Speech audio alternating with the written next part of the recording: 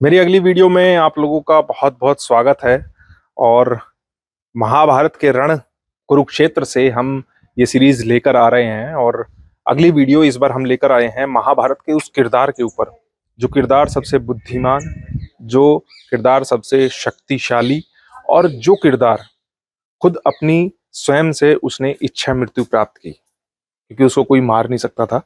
तो उस किरदार के ऊपर आज का ये एपिसोड होने वाला है। हमारी इस वीडियो के शुरू होने से पहले आप लोगों से अपील है कि आप इस वीडियो को आगे भी शेयर कीजिएगा, और आपने अगर अभी तक हमारे चैनल को सब्सक्राइब नहीं किया है तो हमारा चैनल आप जरूर सब्सक्राइब कर लीजिए। तो बात करते हैं उस किरदार की जिस किरदार पर ये पूरी वीडियो आधारित है।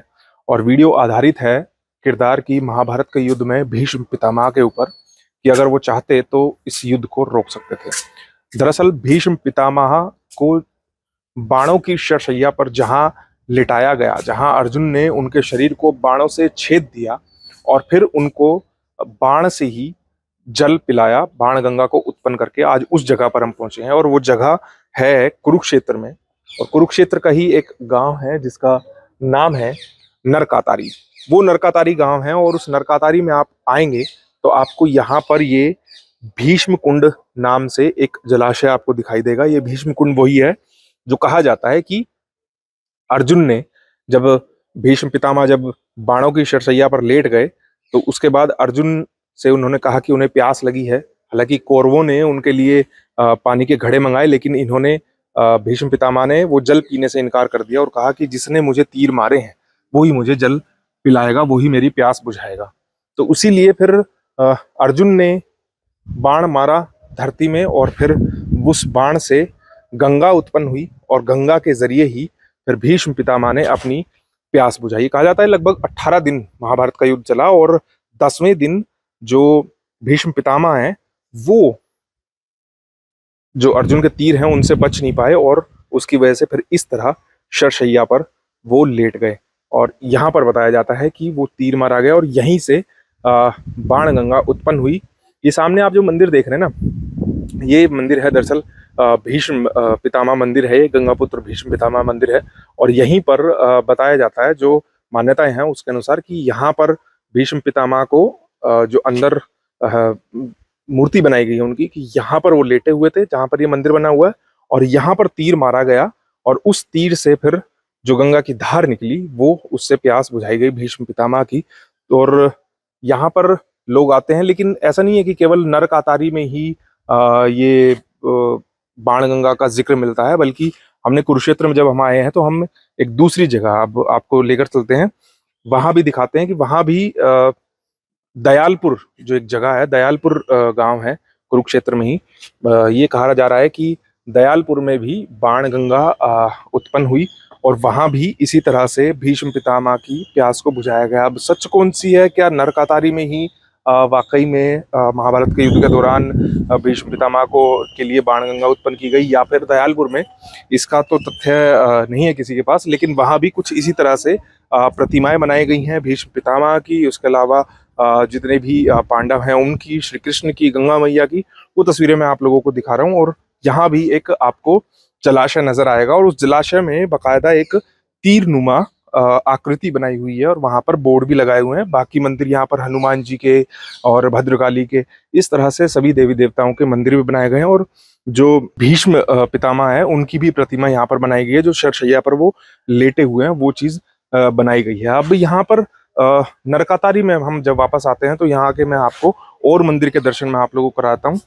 तो भीष्म पितामह मंदिर में भी आपको ले चलेंगे, और जो इतिहास यहाँ पर लिखकर दर्शाया गया है, जो यहाँ पर आते हैं लोग, उनको किस तरह का संदेश दिया जाता है, वो भी मैं आप लोगों को दिखाता हूँ। लेकिन जो कृष्ण भगवान है, श्री कृष्ण, उन्होंने एक विराट रूप जरूर धारण किया था महाभारत के युद्ध के दौरान। वो भी विराट रूप के दर्शन के मैं आपको दर्शन इस वीडियो में कराता हूँ। भीष्म कुंड के बगल में ही एक मंदिर बना हुआ है जिसका नाम है विराट रूप दर्शन मंदिर। और ये मंदिर चूंकि भगवान श्री कृष्ण ने जब महाभारत का युद्ध खत्म हुआ तो उसके बाद फिर एक विराट रूप धारण किया, और उसी के नाम पर इस पूरे मंदिर का जो नाम रखा गया है विराट रूप मंदिर। इसके अलावा माँ भद्रकाली का मंदिर यहाँ पर है, और भगवान श्री कार्तिकेय का भी मंदिर यहाँ पर बनाया गया है। प्राचीन मंदिर ये बताते हैं कि प्राचीन मंदिर ये है, और इसी के बगल में यहाँ आपको जो भीष्म कुंड है वो आपको दिखाई देगा, और सामने यहाँ पर भीष्म मंदिर भी आप लोगों को दिखाई देगा। ये यहाँ पर भीष्म मंदिर है गंगापुत्र, और ये बीच में इसमें भीष्म कुंड आ जाता है जहाँ पर ये प्रतिमाएं बनी हुई हैं। और इसके अलावा फिर ये जो मंदिर है विराट रूप दर्शन, ये मंदिर यहाँ पर बनी हुई है। ये मंदिर है विराट रूप दर्शन मंदिर।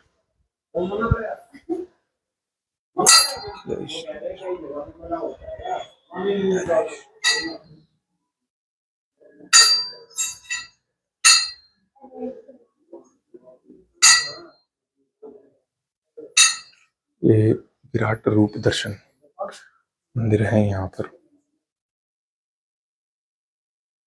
और ये माँ भद्रकाली है। इस तरह से भक्त आते हैं और दर्शन लाभ लेकर फिर वो यहाँ से आगे जो और भी दर्शन स्थल है 48 कोस में महाभारत जहाँ पर हुआ युद्ध, उस कुरुक्षेत्र के 48 कोस में ये पूरा जो कुरुक्षेत्र भूमि है वो 48 कोस आती है, जिससे कुरुक्षेत्र से जो महाभारत के जो किरदार हैं या महाभारत का जो किस्से हैं वो जुड़े हुए हैं।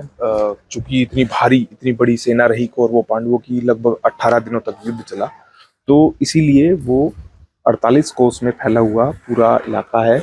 और वही तीर्थ स्थल हमने आपको पिछली वीडियो में दिखाए भी कि अलग अलग हरियाणा के जिलों में वो कौन कौन से तीर्थ स्थल हैं 48 कोस के, जहाँ जहाँ आप जाकर पूजा पाठ कर सकते हैं, दर्शन के लाभ ले सकते हैं और इन सब जगहों पर घूम सकते हैं। तो भीष्म मंदिर चलते हैं, वहाँ आपको दिखाते हैं। तो ये शिलाएं यहाँ पर बनाई गई हैं भीष्म कुंड में, और इन पर आपको बल्ब तो ये गोले नजर आ रहे हैं ना, ये गोले रात में चमकते हैं।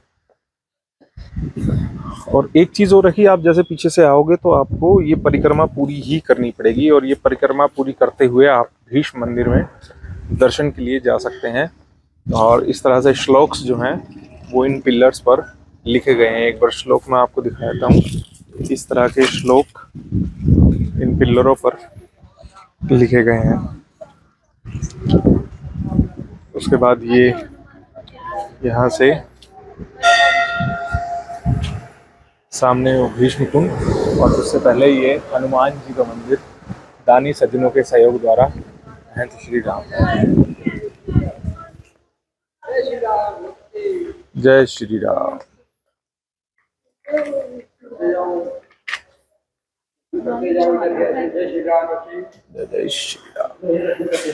ये बजरंगबली महाराज, ये श्री राम भक्त हनुमान जी की प्रतिमा यहाँ पर बनाई गई है, और लगभग होगी ये 3 मंजिला इतना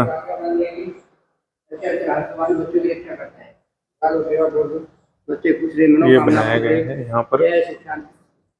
और फिर तिलक इस तरह से लगवा सकते हैं। और फिर आप बजरंगबली जी के दर्शन करके आएंगे तो भीष्म पितामह पांडव मंदिर यहाँ पर है, और ये एक तस्वीर यहाँ पर जो दर्शाई गई है कि किस तरह अर्जुन एक बाण चलाकर बाण गंगा को प्रकट कर रहे हैं, और फिर उससे प्यास मिट रही है।